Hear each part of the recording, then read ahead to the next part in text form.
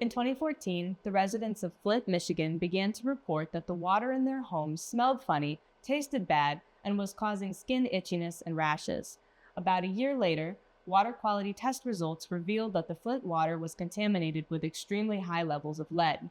On top of the effects reported by Flint residents, lead can cause extensive damage to the brain and nervous system. The case of Flint, Michigan is an example of why it is so important to ensure the quality of our water. Where water comes from, how it is transported, and the methods used to filter it all factor into the composition of this single most essential substance of our day-to-day lives. In this video, we will explore water quality, how we evaluate it, what impacts it, and what can be done to improve it.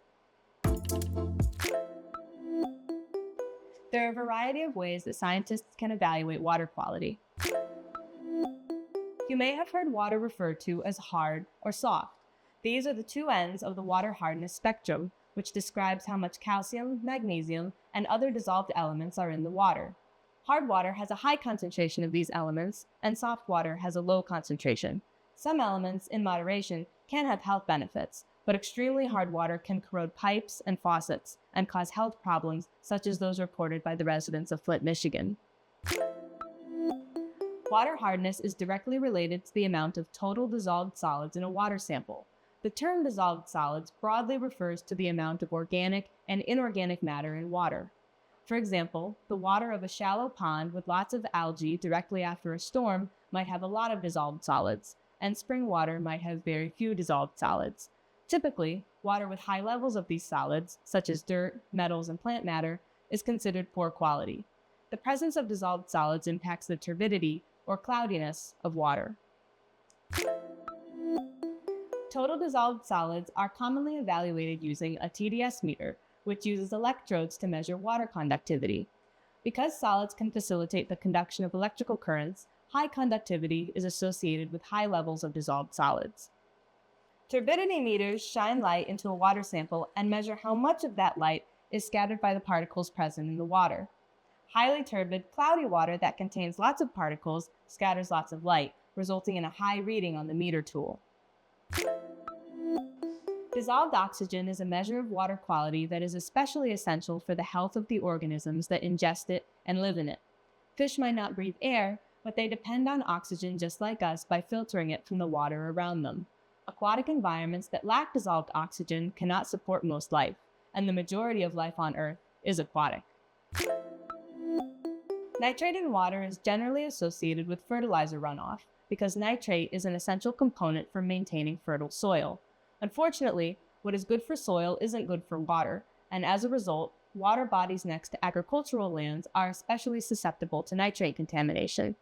Ingesting nitrate can cause negative health effects, so the lower the levels of nitrate in your water, the better. The last major measure of water quality is pH, which determines how acidic or alkaline the substance is. The pH scale measures from 0 to 14, 0 being highly acidic and 14 being highly alkaline.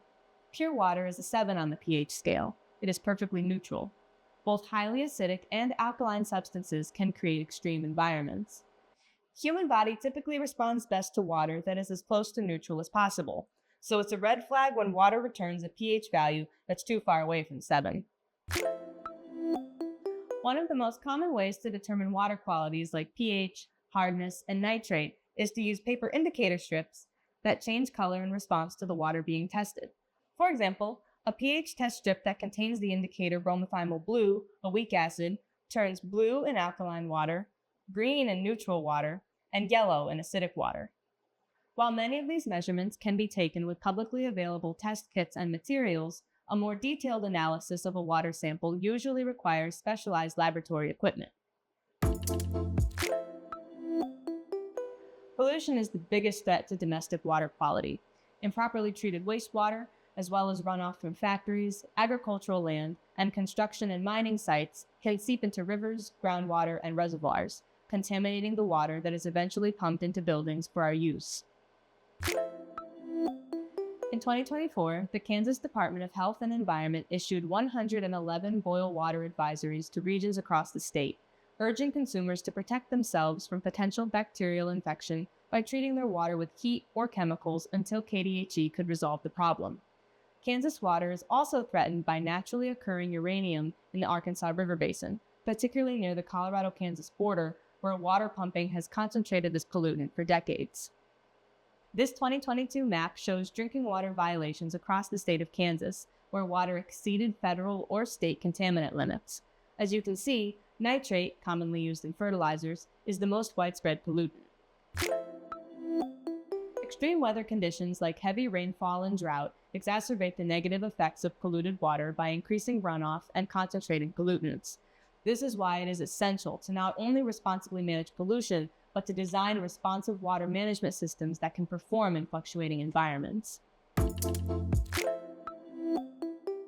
The good news is that water can be purified by undergoing remediation. Water is typically remediated in 3 stages: primary, secondary, and tertiary treatment. Generally, primary treatment focuses on removing large solids from water, and secondary treatment removes any smaller solids missed in primary treatment. Tertiary treatment focuses on disinfection. Physical remediation strategies filter contaminants from water using screens, sand, and other methods that rely on material components. Activated carbon filters are an example of this technique. These filters use organic materials high in carbon, such as charcoal or coconut shells, that are heated up to increase their surface area and porosity, which improves the carbon's ability to absorb pollutants from the water that passes through the filter. Many water filtration pitchers and bottles use this technique because the physical chunk of carbon-rich material is easy to swap out in cartridge form. Chemical remediation refers to strategies that employ chemicals to disinfect water. One of the most common practices is to use chlorine to kill bacteria and other organic undesirables. However, too much chlorine can be harmful, which is why it is essential to carefully regulate its use as a water treatment. Biological remediation relies on microorganisms to purify water. Certain bacteria actually eat water pollutants. Activated sludge is a popular biological remediation strategy. The sludge, consisting of microbes, is introduced to the polluted water, where it is pumped with oxygen to stimulate organism growth. As the microbes multiply, they consume pollutants in the wastewater and produce energy, carbon dioxide, cellular matter, and new water as byproducts. What does this all mean for you? The best thing you can do to ensure the quality of your water is to ask questions like, where does my water come from? And how is my water treated or filtered? The Environmental Working Group maintains a handy website that allows users to identify their water district by zip code and view local water contaminants and concentrations. Water testing kits are widely available to order online or in local home improvement stores. Try one and find out for yourself what's in your water.